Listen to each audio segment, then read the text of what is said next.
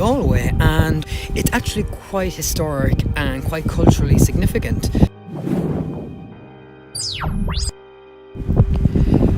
So behind me we have the Connemara giant, or Con as he's known, and apparently that's where Connemara gets its name from. Connemara, Mara being by the sea or son of the sea, and you have Con as his name. So, but I was also googling online that Connemara comes from the original tribe who settled here, and apparently they got their name for settling beside the sea. So Connemara for centuries was ruled and controlled by various different clans, some ousting the other from their thrones every now and then. And it wasn't until the English invasion that the Connemara region really started to change. Now Connemara is absolutely huge, so I'm not going to get to go to all of it today. I'm doing very much the southwesterly part of it.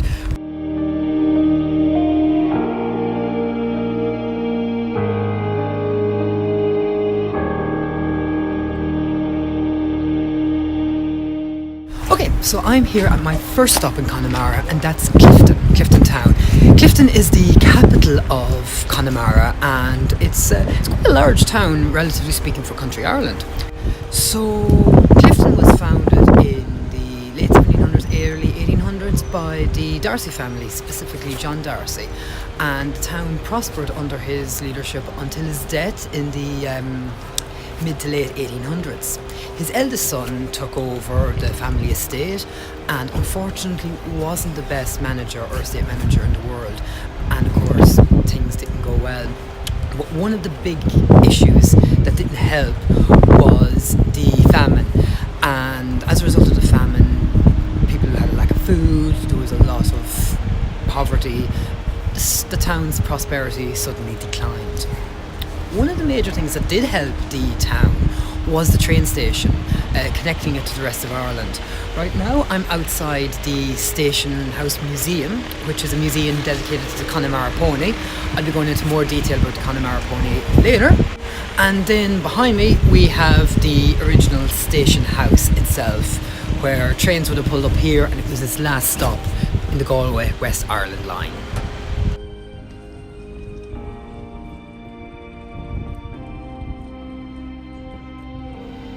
In the early 1900s, the town began to prosper once more and became a hub for wireless communication technology, thanks to the construction of a wireless radio station just outside the town, about 4 kilometres. This radio tower would be critical for communication between Europe and the Americas.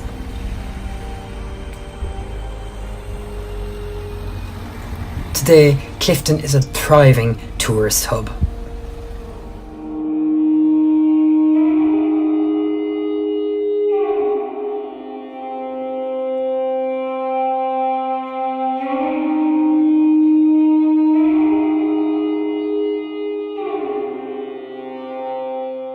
I am just 4 minutes outside of Clifden town, heading towards Castle Clifden, and that is a beautiful ruined Gothic revival castle built by the Darcy family in the 1800s. The castle was commissioned by John Darcy in 1818, who was the founding father of Clifden town. He and his family resided here until the late 1890s.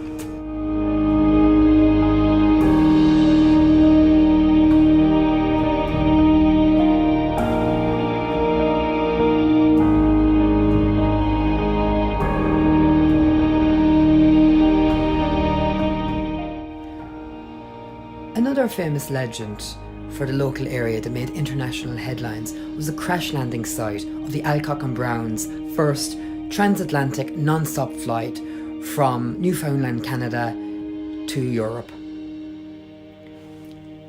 The intended destination was London, however Alcock and Brown decided to land here because of weather conditions and issues that they were having with their plane. They crash landed not because of an issue with the plane, but because they didn't realise how marshy the boggy land was. They felt they were landing on a greenfield strip. Thankfully, neither of the two aviators were injured on the landing, and they were soon back in the air towards London to receive their prize.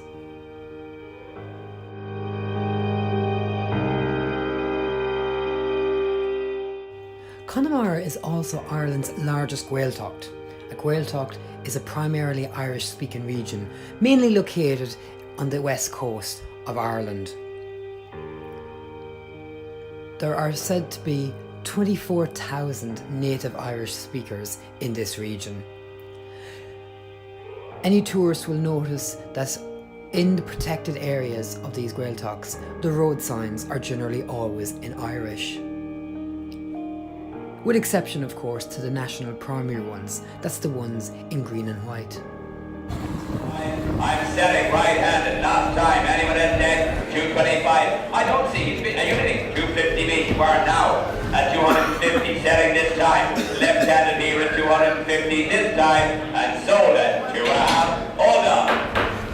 So one of the biggest legends about Connemara is the Connemara pony, a native pony to the region. And coincidentally, my trip in Clifden this weekend has coincided with the annual Connemara pony sales.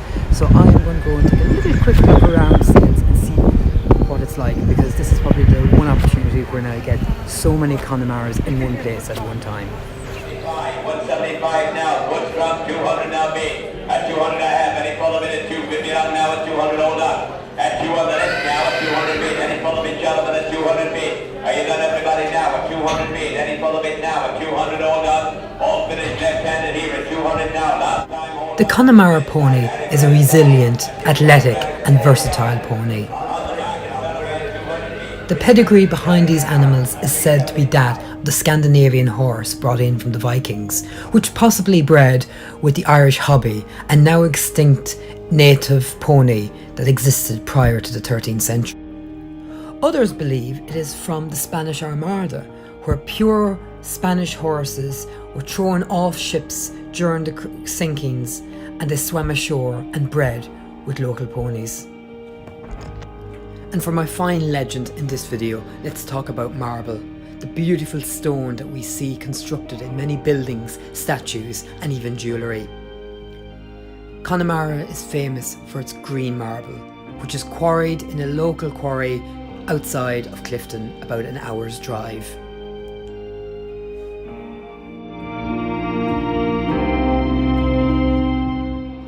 One fun fact about Connemara. What has Connemara and Europa, one of the moons of Jupiter, got in common? Well, there's a region on Europa known as Connemara Chaos, and it's got its name because this region shares a very similar chaotic terrain to Connemara.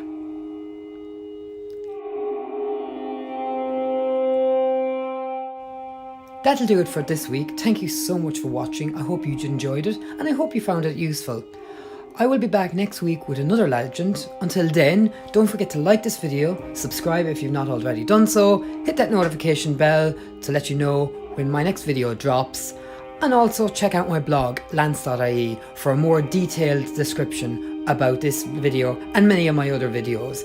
So until next week, bye for now.